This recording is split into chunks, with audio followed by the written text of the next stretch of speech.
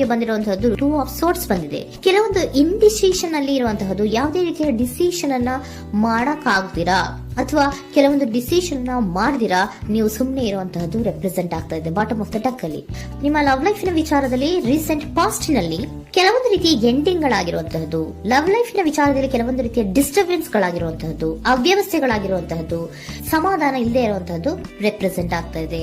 ಯಾಕೆ ಅಂದ್ರೆ love life ನ ವಿಚಾರದಲ್ಲಿ ಯಾವುದೇ ರೀತಿಯ ಪಾಸಿಟಿವ್ ಬದಲಾವಣೆಗಳು ಆಗುತ್ತಾ ಅನ್ನುವಂತಹದ್ದು ನೀವು ಪಾಸ್ಟ್ ನಲ್ಲಿ ನೀವು ನಿಮ್ಮ ಲವ್ ಲೈಫ್ ನಲ್ಲಿ ನೀವು ಆಲೋಚನೆಯನ್ನ ಮಾಡಿದ್ದೀರಿ. ಕೆಲವೊಂದು ಬದಲಾವಣೆಗಳಾಗುವಂತ ಸಾಧ್ಯತೆಗಳಿದೆಯಾ ಅಂತ.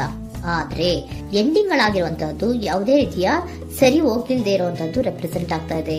ತುಂಬಾ ಆಲೋಚನೆಯನ್ನ ಮಾಡಿರುವಂತಹದ್ದು ನಿಮ್ಮ ಲವ್ ಲೈಫಿನ ವಿಚಾರವಾಗಿ ನಿದ್ರಾಹೀನತೆಗಳಾಗಿದೆ. ಕೆಲವೊಂದು ರೀತಿಯ ಸ್ಟ್ರೆಸ್ಸಿಗೆ ಒಳಗಾಗಿರುವಂತಹದ್ದು ನಿಮ್ಮ ರೀಸೆಂಟ್ ಪಾಸ್ಟಿನಲ್ಲಿ ನಡೆದಿರುವಂತಹದ್ದು. ಲವ್ ಲೈಫಿನ ವಿಚಾರವಾಗಿ ಯಾವುದೇ ರೀತಿಯ ಅಂತ ಸಮಾಧಾನದ ಏನು ನಿಮ್ಗೆ ನಡೆದಿಲ್ಲ. ಆ ಕಾರಣಕ್ಕೆ ನಿಮ್ಗೆ ಕೆಲವೊಂದು ವಿಚಾರಗಳನ್ನ ಡಿಸಿಷನ್ ತಗೊಳ್ಳುವಂತಹದ್ದು, ಡಿಸೈಡ್ ಅನ್ನ ಮಾಡುವಂತಹದ್ದು ನಿಮ್ಗೆ ಕಷ್ಟ ಆಗ್ತಾ ಇರೋದು.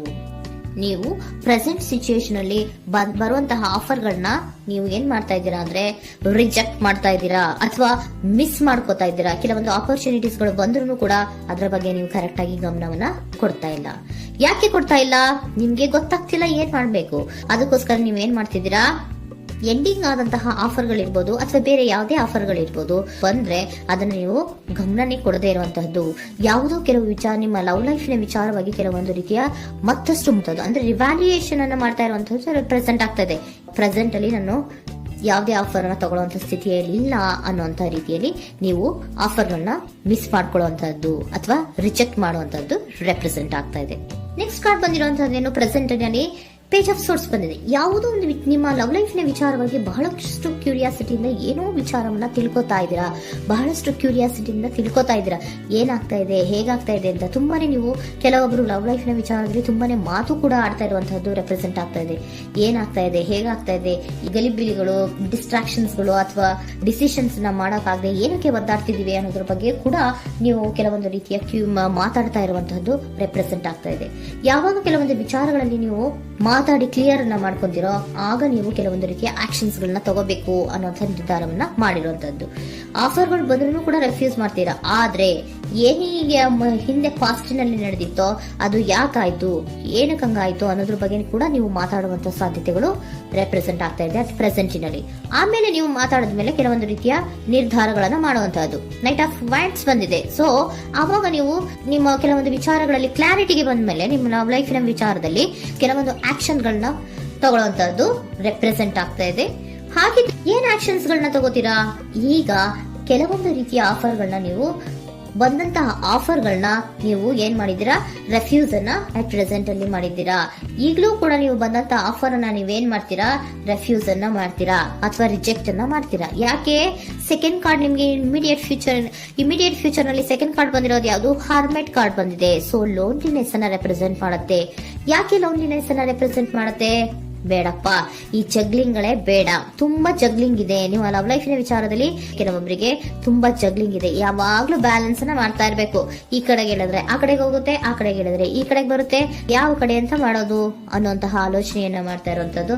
ಸದ್ಯಕ್ಕೆ ಯಾವುದೇ ಆಫರ್ ಬೇಡ, ಸ್ವಲ್ಪ ಒಂಟಿಯಾಗಿರೋಣ ಅಂತ ನೀವು ಆಲೋಚನೆಯನ್ನ ಮಾಡ್ತಾ ಇರುವಂತದ್ದು ರೆಪ್ರೆಸೆಂಟ್ ಆಗ್ತಾ ಇದೆ. ಮತ್ತೆ ಕೆಲವೊಬ್ಬರಿಗೆ ಕೆಲವೊಂದು ರೀತಿಯ ಕ್ಯೂರಿಯಾಸಿಟಿಯಿಂದ ಏನಾಗ್ತಾ ಇದೆ ಅಂತ ವಿಷಯಗಳನ್ನ ತಿಳ್ಕೊಂಡ್ಮೇಲೆ ಕೆಲವೊಂದು ಆಕ್ಷನ್ಸ್ ಗಳನ್ನ ತಗೊಳ್ಳುವಂತದ್ದು ಕೂಡ ರೆಪ್ರೆಸೆಂಟ್ ಆಗ್ತಾ ಇದೆ. ಯಾವುದೇ ರೀತಿಯ ಭಯ ಇಲ್ಲದೆ ವಿಷಯಗಳನ್ನ ತಿಳ್ಕೊಂಡು ನೀವು ಆಫರ್ಗಳನ್ನ ಅಟ್ ಪ್ರೆಸೆಂಟ್ ಅಲ್ಲಿ ರೆಫ್ಯೂಸ್ ಮಾಡೋ ಸಾಧ್ಯತೆಗಳು ಕೂಡ ಕೆಲವೊಬ್ಬರಿಗೆ ರೆಪ್ರೆಸೆಂಟ್ ಆಗ್ತದೆ. ಯಾಕೆ ಆಫರ್ಗಳನ್ನ ರೆಫ್ಯೂಸ್ ಮಾಡ್ತೀರಾ? ನಿಮ್ಮ ಲವ್ ಲೈಫಿನ ವಿಚಾರದಲ್ಲಿ ಬರೀ ಜಗ್ಲಿಂಗ್, ತುಂಬಾ ಬ್ಯಾಲೆನ್ಸ್ ಅನ್ನ ಮಾಡ್ಬೇಕು. ಯಾವ ಕಡೆ ಮಾಡ್ಬೇಕು, ಹೇಗ್ ಮಾಡ್ಬೇಕು ಗೊತ್ತಾಗದೇ ಇಲ್ಲ. ನೀವೇನ್ ಮಾಡ್ತೀರಾ, ಸ್ವಲ್ಪ ದಿನದ ಮಟ್ಟಿಗೆ ನಾನು ಲೋನ್ಲಿ ಆಗಿರ್ಬೇಕು ಅನ್ನೋದನ್ನ ಇಲ್ಲಿ ನಿಮ್ಗೆ ಲವ್ ಲೈಫಿನ ವಿಚಾರವಾಗಿ ರೆಪ್ರೆಸೆಂಟ್ ಆಗ್ತಾ ಇದೆ. ಈ ಎಲ್ಲಾ ಕನ್ಫ್ಯೂಷನ್ಸ್ ಇರೋದ್ರಿಂದಲೇ ನಿಮ್ಗೆ ಬಾಟಮ್ ಆಫ್ ದ ಡಕ್ ಬಂದಿರುವಂತಹದ್ದು 2 ಆಫ್ ಸೋರ್ಟ್ಸ್ ಬಂದಿರುವಂತಹದ್ದು. ಸೊ ಇಂಡಿಸಿಷನ್ ಆಗ್ತಿರೋಂತ ಏನ್ ಮಾಡ್ಬೇಕು ಗೊತ್ತಾಗಲ್ಲ. ಅದಕ್ಕೇನೆ ನೀವು ಇಲ್ಲಿ ಕುತ್ಕೊಂಡ್ಬಿಟ್ಟಿದ್ದೀರಾ, ನನ್ನ ಲವ್ ಲೈಫ್ ನ ವಿಚಾರವಾಗಿ ಯಾವ ನಿರ್ಧಾರವನ್ನ ಮಾಡ್ಬೇಕು ಅನ್ನುವಂತಹ ಆಲೋಚನೆಯನ್ನ ಮಾಡ್ತಾ ಇರುವಂತದ್ದು, ಹಾಗೇನೆ ಮಾಡುವಂತಹದ್ದು ನಿಮ್ಗೆ ರೆಪ್ರೆಸೆಂಟ್ ಆಗ್ತಾ ಇರೋದು. ಕೆಲವೊಬ್ರು ರೆಫ್ಯೂಸ್ ಅನ್ನ ಮಾಡಿ ಮುಂದೆ ಹೋಗುವಂತ ಸಾಧ್ಯತೆಗಳು ಇರುವಂತಹದ್ದು. ಮತ್ತೆ ಕೆಲವೊಬ್ರು ಆಫರ್ಗಳನ್ನು ಬರುವಂತದನ್ನ ಬ್ಯಾಲೆನ್ಸ್ ಅನ್ನ ಮಾಡಬೇಕು, ಜಗ್ಲಿಂಗ್ ಅನ್ನ ಮಾಡಬೇಕು, ಸದ್ಯದ ಮಟ್ಟಿಗೆ ಒಂಟಿಯಾಗಿ ಇರೋಣ ಅಂತ ಆಲೋಚನೆಯನ್ನ ಮಾಡ್ತಾ ಇರುವಂತದ್ದು ರೆಪ್ರೆಸೆಂಟ್ ಆಗ್ತಾ ಇದೆ. ನಿಮಗೆ ಏಂಜಲ್ ಗೈಡೆನ್ಸ್ ಏನ್ ಕೊಡ್ತಾ ಇದ್ದಾರೆ, ಡೋಂಟ್ ಸ್ಟಾಪ್. ಇಲ್ಲಿ ಡೋಂಟ್ ಸ್ಟಾಪ್ ಇನ ಅರ್ಥ ಏನಪ್ಪಾ ಅಂದ್ರೆ, ಯಾವ ಕೆಲವು ವಿಚಾರಗಳ ಬಗ್ಗೆ ಕ್ಲಾರಿಟಿ ಬೇಕು ನಿಮ್ಗೆ, ಯಾವ ವಿಚಾರಗಳಲ್ಲಿ ನೀವು ಕನ್ಫ್ಯೂಷನ್ಸ್ ಅಲ್ಲಿ ಒದ್ದಾಡ್ತಾ ಇದ್ದೀರಾ, ಏನ್ ಕ್ಲಾರಿಟಿ ಬೇಕೋ ಅದನ್ನ ಧೈರ್ಯವಾಗಿ ಮುಂದೆ ಬಂದು ಅದನ್ನ ಕ್ಲಾರಿಟಿಯನ್ನ ತಗೊಂಡು ಮುಂದೆ ಹೋಗು, ಅಲ್ಲೇ ನಿಂತ್ಕೋಬೇಡ ಅನ್ನುವಂಥದ್ದನ್ನ ನಿಮ್ಗೆ ಹೇಳ್ತಾ ಇದ್ದಾರೆ. ಯಾವ ವಿಚಾರವನ್ನ ನೀವು ಲವ್ ಲೈಫ್ ನ ವಿಚಾರದಲ್ಲಿ ಏನ್ ಈ ಜಗ್ಲಿಂಗ್ಗಳು ಅಥವಾ ಈ ಬ್ಯಾಲೆನ್ಸ್ ಗಳನ್ನ ಮಾಡ್ಕೊಂಡು ಅಥವಾ ಎಳ್ದಾಟಗಳನ್ನ ಮಾಡ್ಕೊಂಡಿದ್ದೀರೋ ಅಲ್ಲಿಗೆ ಕ್ಲಾರಿಟಿಯನ್ನ ತಗೊಳ್ಳಿ, ಧೈರ್ಯವಾಗಿ ಕ್ಲಾರಿಟಿಯನ್ನ ತಗೊಂಡು ನೀವು ಮುಂದೆ ಆಕ್ಷನ್ಸ್ ಅನ್ನ ತಗೊಳ್ಳುವಂತದ್ದು ರೆಪ್ರೆಸೆಂಟ್ ಆಗ್ತಾ ಇದೆ.